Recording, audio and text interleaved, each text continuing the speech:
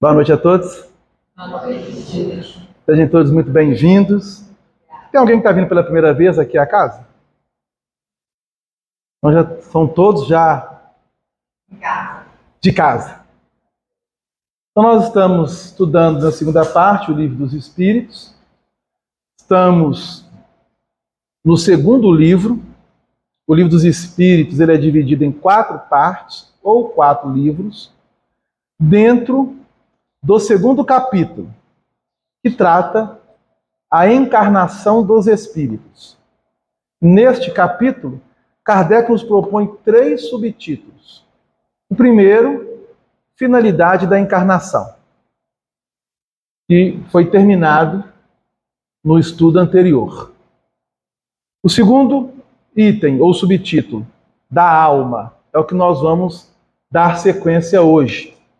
E o terceiro e último, algo muito importante para a nossa reflexão, e vai adentrar muito naquilo que a Darlene trouxe para nós: materialismo. Então são 3 subtítulos dentro deste capítulo. Então, questão 134, pergunta a Allan Kardec: o que é a alma? Todos já ouviram falar em alma? Todos sabem o que é a alma?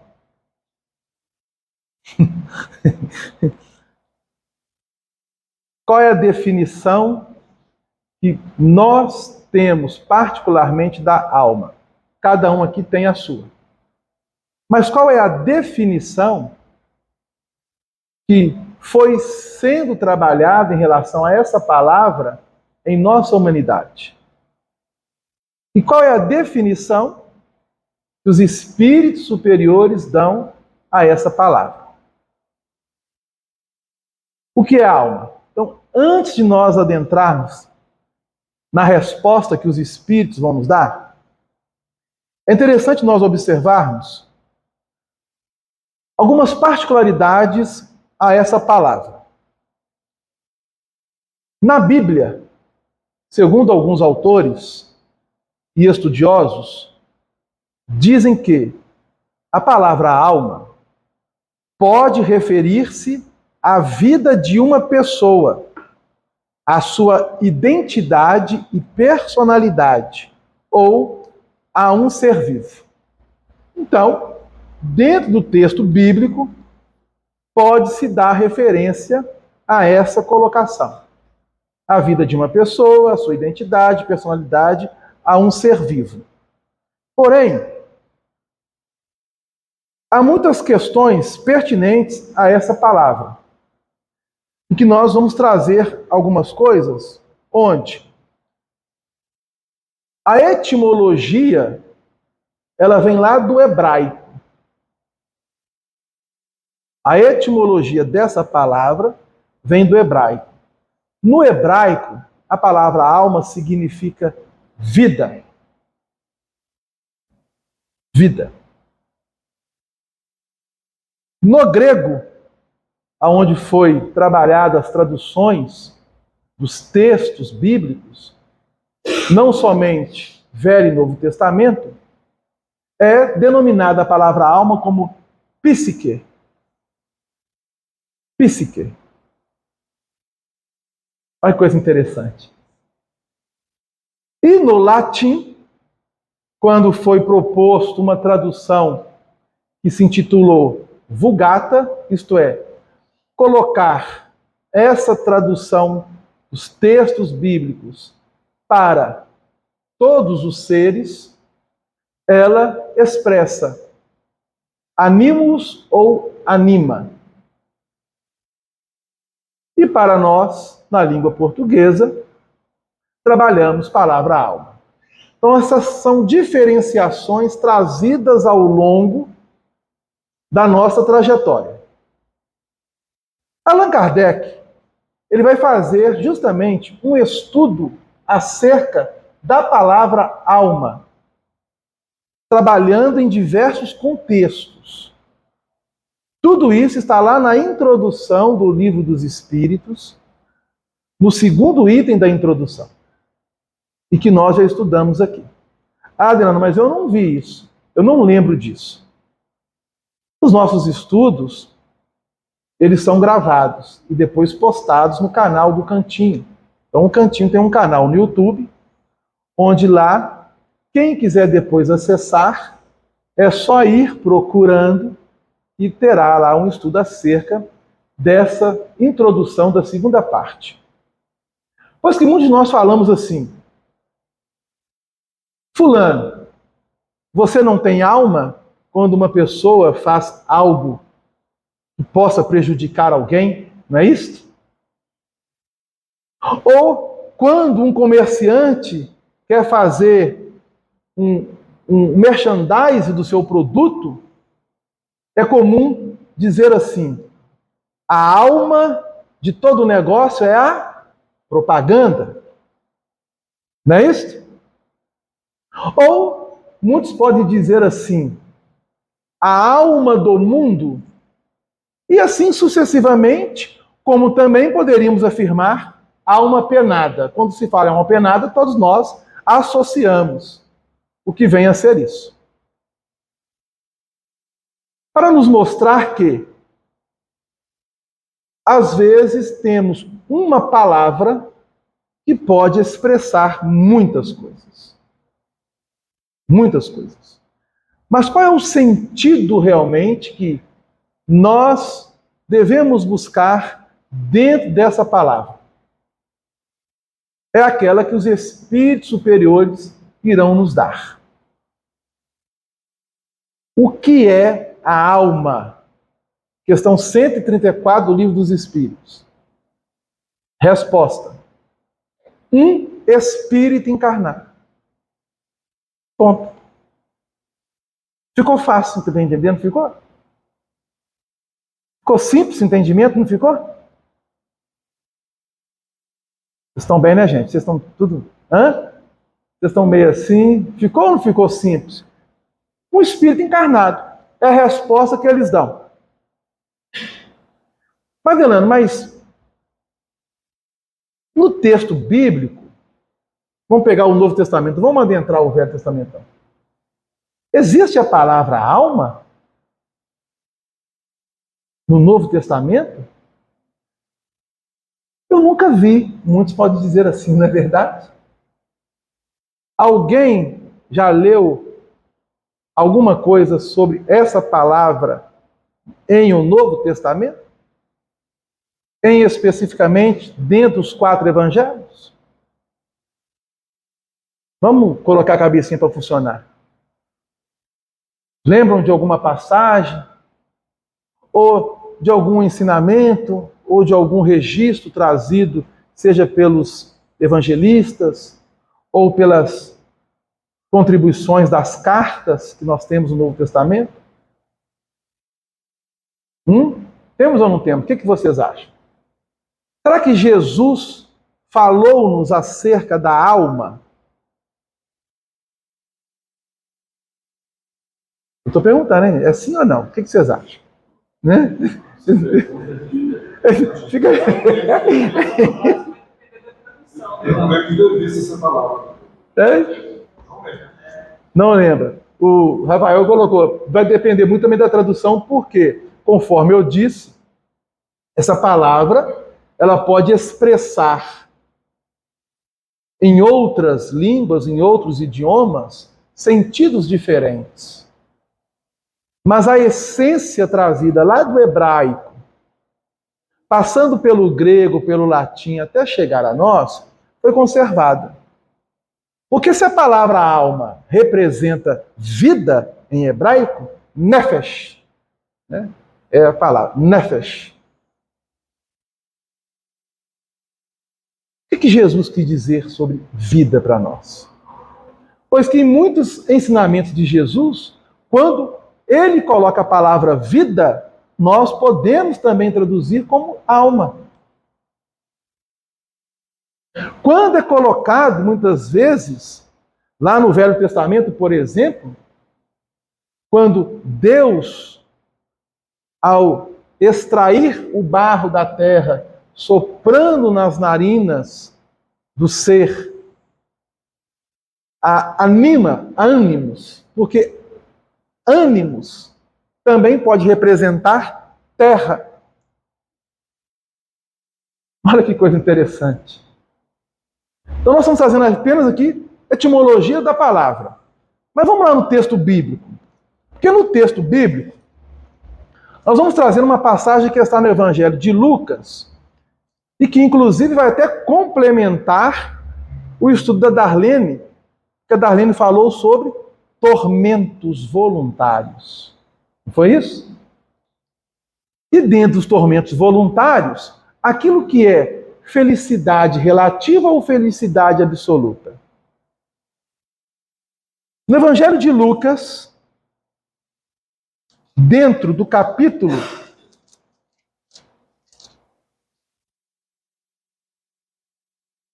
12, versículos 13 a 21. Jesus vai nos ensinar. Evangelho de Lucas, capítulo 12, versículos 13 a 21. E disse-lhe um da multidão: Mestre, dize a meu irmão que reparta comigo a herança. Falou em herança, falou em tormento. Não é verdade? Para uns, tormentos. Para outros, não. Mas o que temos visto na atualidade. Mas Jesus lhe diz: Homem, quem me pôs a mim por juiz ou repartidor entre vós? E disse-lhes: Acautelai-vos e guardai-vos da avareza, porque a vida de qualquer não consiste na abundância do que possui. Então vejam bem a colocação de Jesus. A vida de todos nós não consiste na abundância do ponto de vista material daquilo que possuímos. Tranquilo? E para direcionar o ensinamento, a fim de que ficasse claro a todos, ele propõe uma parábola. É a parábola do rico insensato, que diz assim: a herdade de um homem rico tinha produzido com abundância. E arrazoava ele entre si, dizendo: que farei? Não tenho onde recolher os meus frutos? E disse: farei isto. Derribarei os meus celeiros e edificarei outros maiores, e ali recolherei todas as minhas novidades e os meus bens. Direi à minha alma. Olha a palavra alma. Direi à minha alma: alma, tens em depósito muitos bens, para muitos anos. Descansa, come, bebe e folga. Mas Deus lhe disse: louco, ou em outras traduções, insensato, esta noite te pedirão a tua alma. E o que tens preparado, para quem será? Assim é aquele que para si ajunta tesouros e não é rico para Deus. Então vamos imaginar que ao chegarmos em casa hoje, a senhora morte, eu não sei se é a senhora ou o senhor, né? A gente fala senhora morte, né? Pode ser senhor, o senhor, né? O senhor da morte. Mas a senhora morte ou o senhor da morte vai chegar até nós e vai dizer assim: Delano, vamos embora?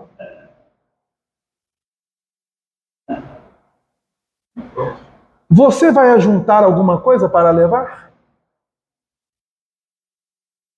Eu vou falar para ele assim, olha, tem como você esperar só um pouquinho?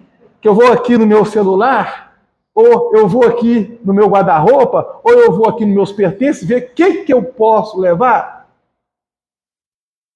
Ou será que quando chega a morte, nós temos tempo para pensar naquilo que nós vamos levar ou carregar? Pois que no processo, e nós vamos trabalhar isso aqui também no Livro dos Espíritos, aquele que está deixando o corpo e foi durante toda a sua existência insensato para com os bens espirituais, estará num tormento.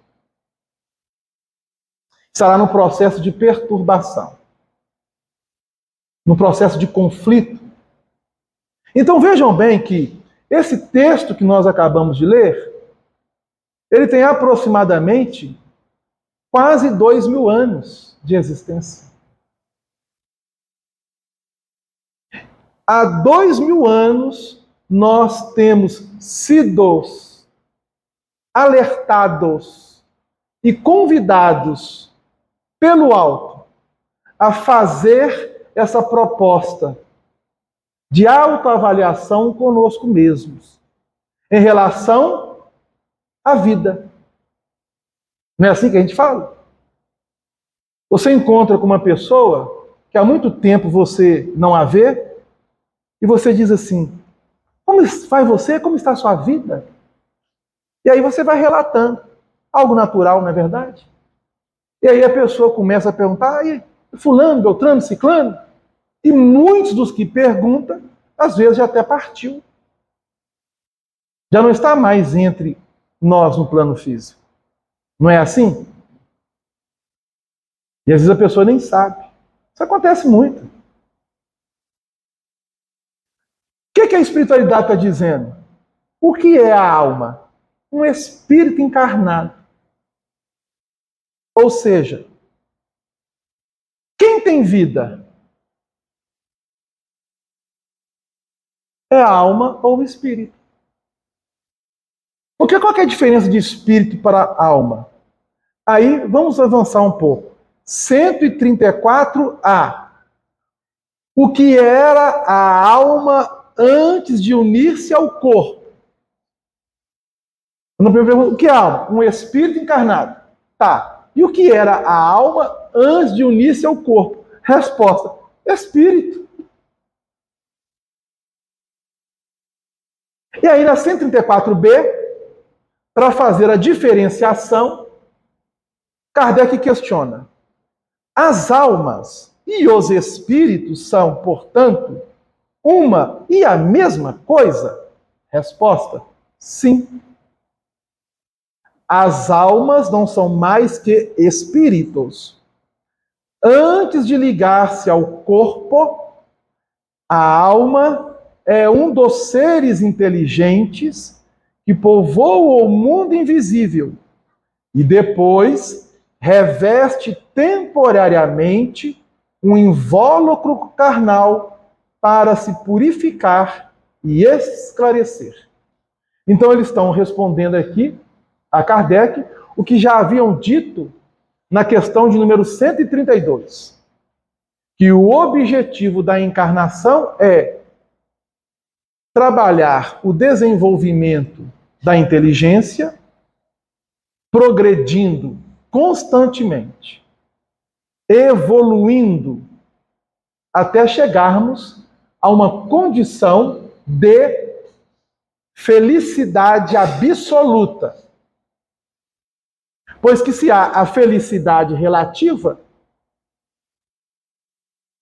conforme foi colocado, nós não temos ainda felicidade e nem somos felizes de forma absoluta.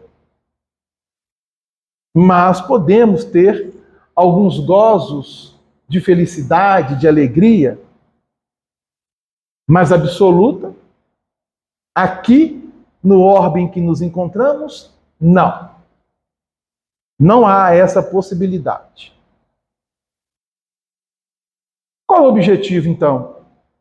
Nos purificarmos e nos elevarmos. E nós só conseguiremos fazer através do esclarecimento. À medida que a alma ou o espírito se propõe a trabalhar dentro de si o esclarecimento, que é o conhecimento, o entendimento, as coisas começam a tomar uma direção diferente.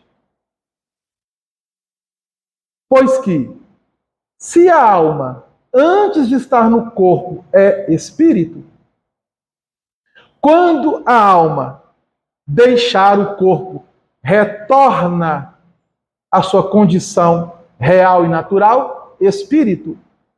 A diferença é que quando a espiritualidade coloca espírito, está falando para nós da inteligência desencarnada. Quando fala alma, é do ser inteligente encarnado. Essa é a diferença. Tranquilo? Deu para entender? Ficou claro? Ficou ou não ficou? Hã? Sim? Bom, mas será que nós temos realmente consciência desta realidade? Não. Temos o entendimento, a informação, estamos processando esse esclarecimento, mas consciência plena desta realidade ainda não o temos. Porque se nós tivéssemos, estaríamos numa condição muito diferente da qual nos encontramos hoje. Pois que o que era a alma antes de unir-se ao corpo? Espírito. Então vamos pegar aqui para a gente fazer uma diferenciação. O que era a alma antes de unir o corpo? Espírito. Alguém já viu um espírito?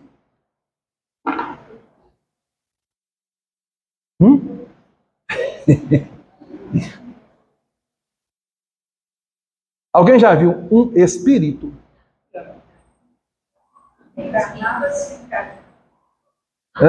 Olha que coisa interessante. Como que as coisas confundem. Vamos voltar um pouquinho atrás aqui.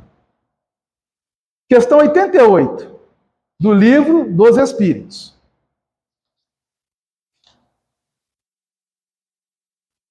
Os espíritos têm uma forma determinada, limitada e constante? Resposta: aos vossos olhos, não. Aos nossos, sim. Eles são, se o quiserdes, uma flama, um clarão ou uma centelha etérea. 88A. Esta flama ou centelha tem alguma cor? Resposta: para vós, ela varia do escuro ao brilho do rubi, de acordo com a menor ou maior pureza do espírito. Então vou dizer aqui algo para vocês, um segredinho. Nós ainda não temos condições de visualizar o espírito.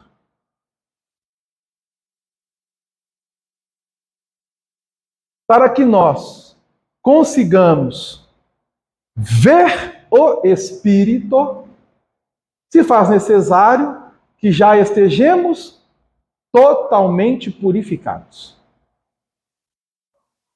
Adelano, mas o espírito desencarnado? O que é a alma? É um espírito encarnado. O que era a alma antes de unir-se ao corpo? Espírito. Não estou entendendo. Porque o espírito propriamente dito, a nossa condição evolutiva não nos permite vê-lo. Então, o espírito poderíamos definir como assim, ó. Um clarão, uma centelha. Isso é o espírito.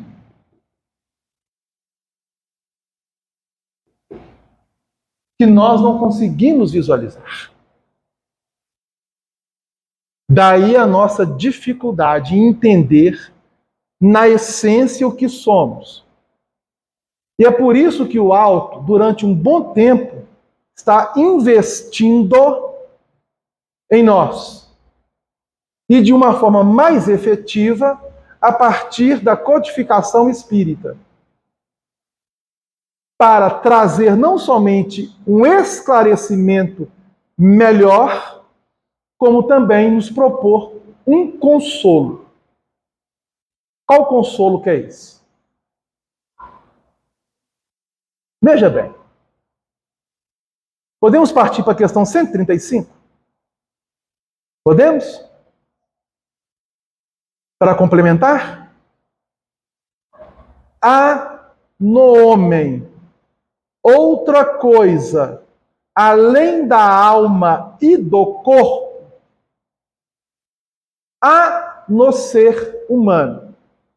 Além da alma. A alma, se ele está encarnado, um espírito encarnado. O espírito está no corpo. Há algo além do espírito e do corpo? Resposta.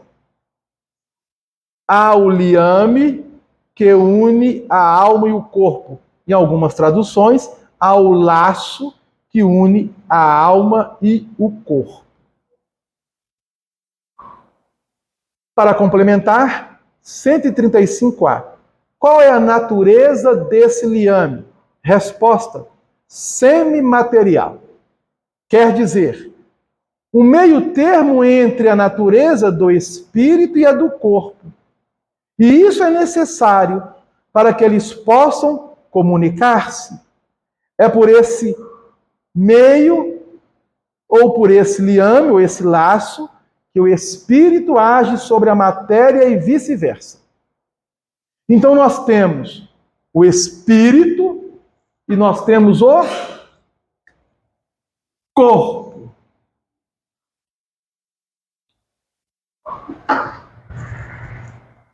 Nós temos o corpo.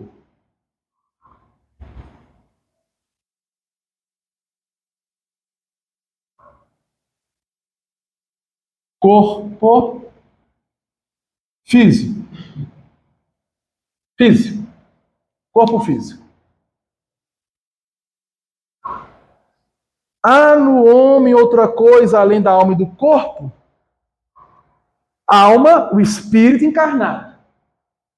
Corpo físico, este que nós estamos aqui nos servindo. Tranquilo? Há um laço que une. E esse laço é semimaterial. Bom, aí vai dizer Kardec em nota. A questão 135A. O homem é assim formado de 3 partes essenciais. O corpo físico, que é o ser material, semelhante ao dos animais e animado pelo mesmo princípio vital. Abriu mais, não abriu? Isto é, semelhante aos animais. Por que semelhante aos animais? O nosso corpo físico, vejam bem, não é igual, é semelhante aos animais. Por que semelhante aos animais? Porque todas as estruturas orgânicas do corpo físico do ser humano, também os animais, em especial os mamíferos, possuem. Exemplo. No corpo físico, tem oxigênio? Tem. Tem hidrogênio? Tem. Tem ferro? Tem. Tem cálcio? Tem. Tem potássio? Tem. E assim sucessivamente. Isto é, os elementos químicos que compõem a estrutura biológica do corpo físico do ser humano são os próprios elementos químicos que, em combinações diferenciadas, estruturam a natureza biológica dos animais nas suas diferentes classes, especialmente a dos mamíferos, onde a semelhança vai ser quase que idêntica. Quase que idêntica. O que diferencia nós, seres humanos, dos animais?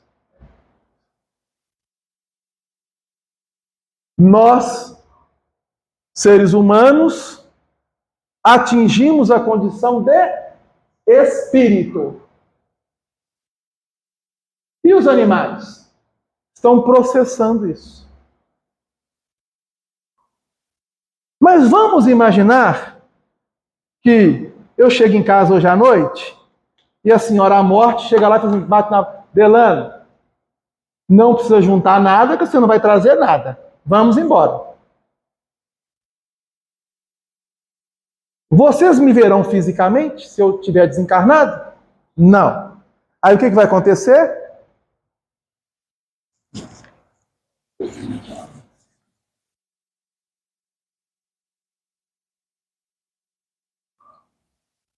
O meu corpo físico deixará de existir.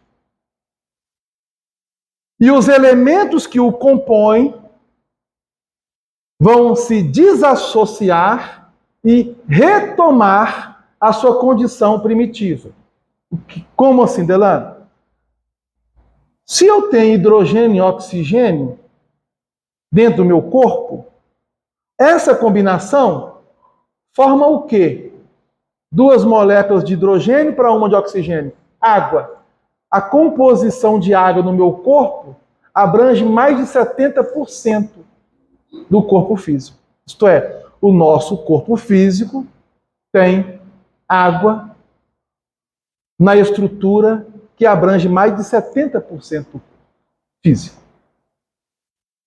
Quando o corpo deixa de existir, a molécula de hidrogênio volta ao seu estado primitivo e de oxigênio ao seu estado primitivo.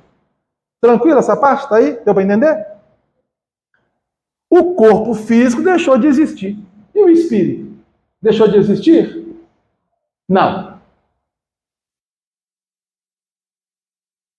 Segundo, estamos na questão 135 da nota. A alma, espírito encarnado, do qual o corpo é a habitação. Então o espírito continua.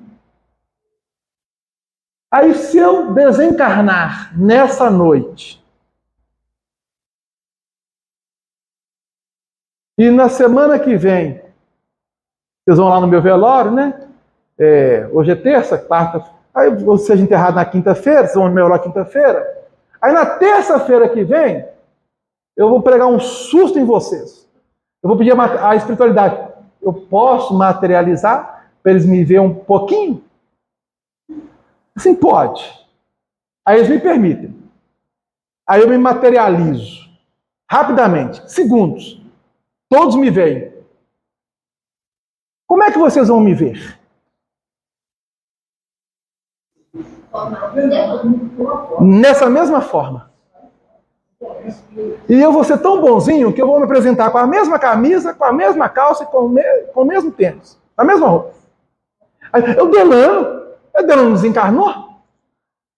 Mas eu vi o Delano. Não é isso?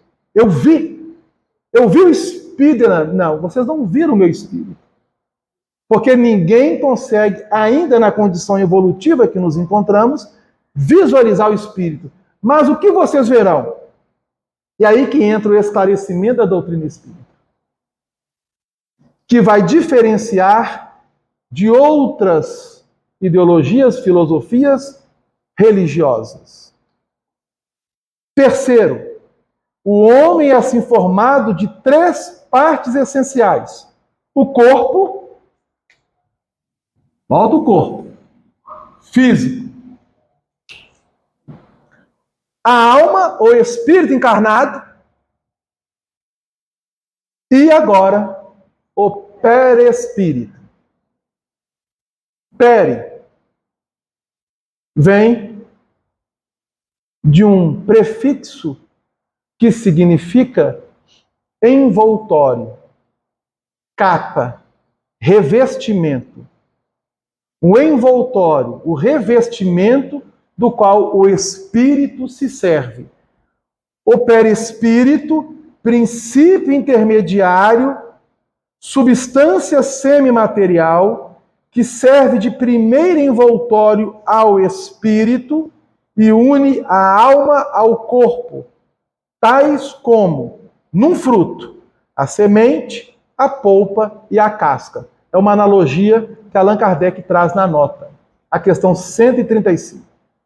Então, nós temos corpo físico e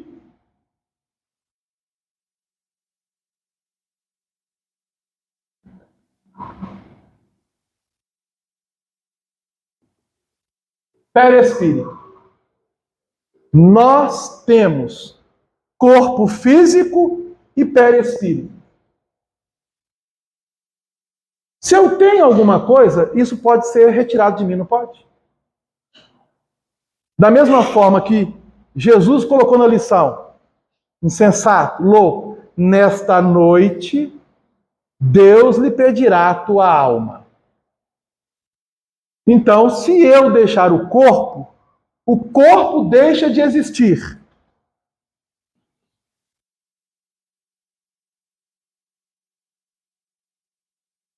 O corpo físico, mas o perespírito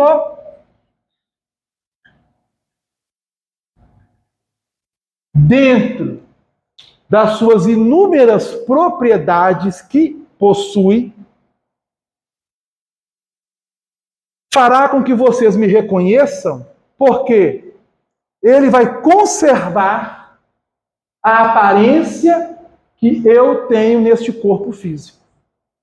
Porque ele traz na sua estrutura um molde plasticizante, onde há várias propriedades que compõem o perespírito.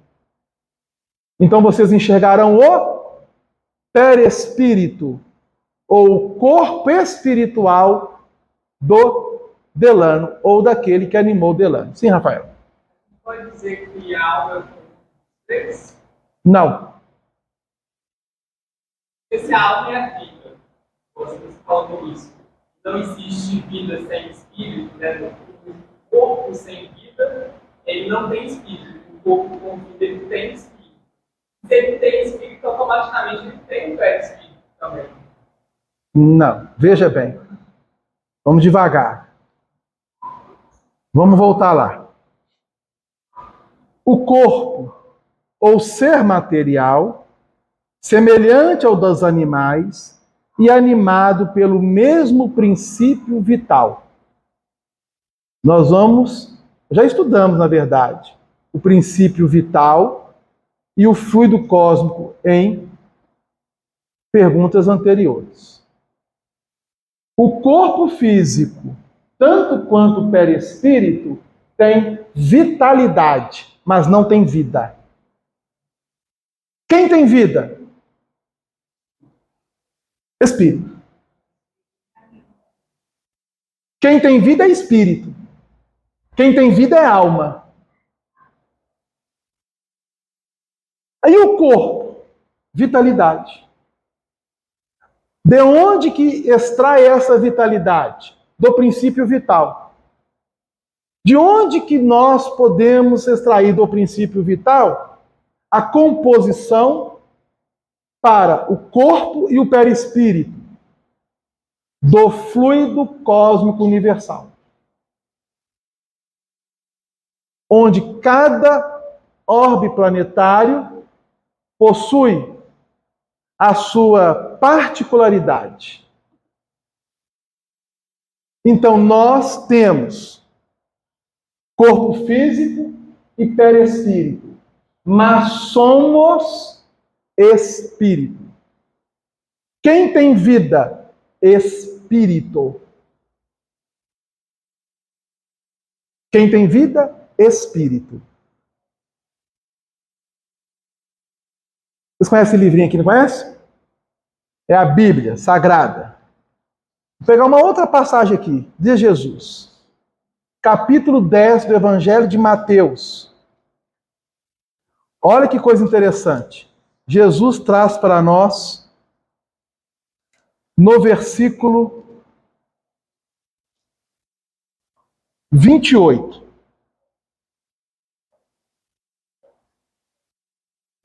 Não temais os que matam o corpo e não podem matar a alma. Capítulo 10, versículo 28 de Mateus. Não temais os que matam o corpo, mas não podem matar a alma. Por quê? A vida é imortal. Uma vez criados por Deus, jamais deixaremos de existir. Somos espírito. E temos um corpo físico e temos um perispírito que tanto o corpo quanto o perispírito estão no processo de transformação evolutiva pelas linhas do progresso, que é contínuo. Não temais os que matam o corpo e não podem matar a alma. Temei antes aquele que pode fazer perecer no inferno a alma e o corpo. Complementa Jesus. Versículo 28 do capítulo 10. Obviamente nós não vamos interpretar aqui o que Jesus está querendo nos dizer, mas apenas trazendo para a nossa reflexão que quando a espiritualidade mostra para nós que quem tem vida é espírito, e se somos espírito, e Jesus veio reafirmar justamente isso, e os espíritos superiores, dentro da codificação, veio trazer este consolo e abrindo de uma forma mais efetiva este esclarecimento, quando Jesus coloca que a morte não existe. A morte não existe. Adriano, mas as coisas perecem. E por que perecem? Porque vai perdendo vitalidade. Essa flor que vocês estão vendo tem vida. Daqui 2 semanas, ela vai perecer. O que vai acontecer com ela? Ela vai murchando, não vai? Ela vai perdendo a sua vitalidade. Vitalidade. E ao perder a sua vitalidade, os elementos que compõem ela vão se volatizar. Isto é, vão se interagir e integrar de novo na atmosfera do nosso planeta.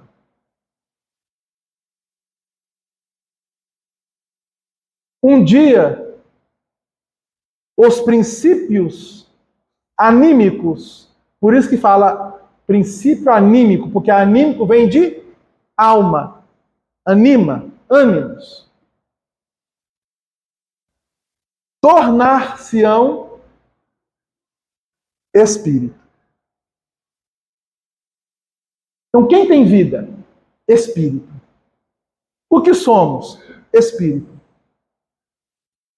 Isso quer dizer que jamais deixaremos de existir. Jamais. Ah, Delano, mas e a morte?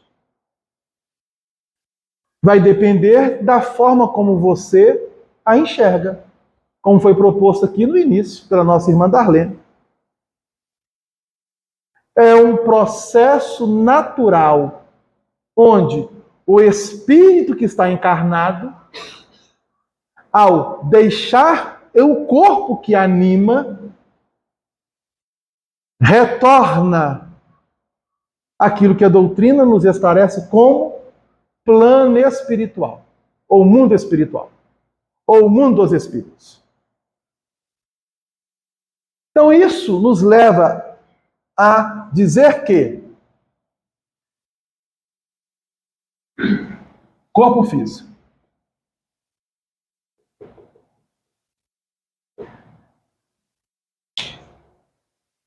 corpo físico pensa, corpo físico tem emoções, corpo físico tem sentimentos. Vejam bem. O mesmo vale para o perispírito. Perispírito pensa, tem emoções, tem sentimentos.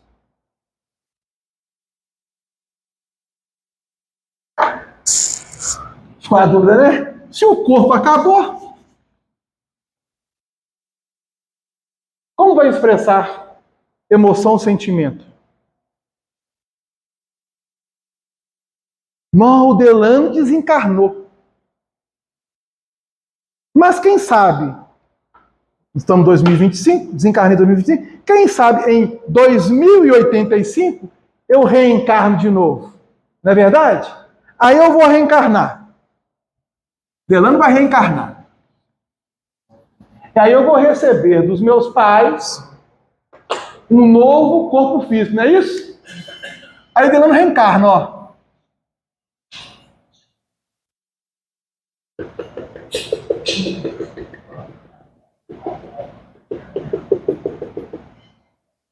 Corpo físico e perispírito é o mesmo? Daquela existência como Delano?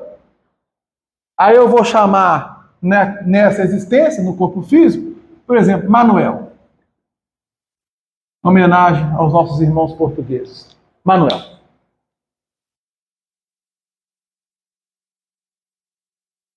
O Manuel, fisicamente, é igual ao Delano de 2020? Não, ao corpo, né? É o corpo. Aí, o Manuel desencarna. Reencarna em 2085 e o Manuel desencarna em 2125. O perispírito do Manuel, que numa existência foi Delano, vai ter a mesma aparência que eu tinha com Delano? Ou vai ter a aparência do Manuel? Então veja bem, corpo físico e perispírito não pensa, não tem emoções, não tem sentimentos. Quem pensa, quem sente, quem tem emoções? Espírito.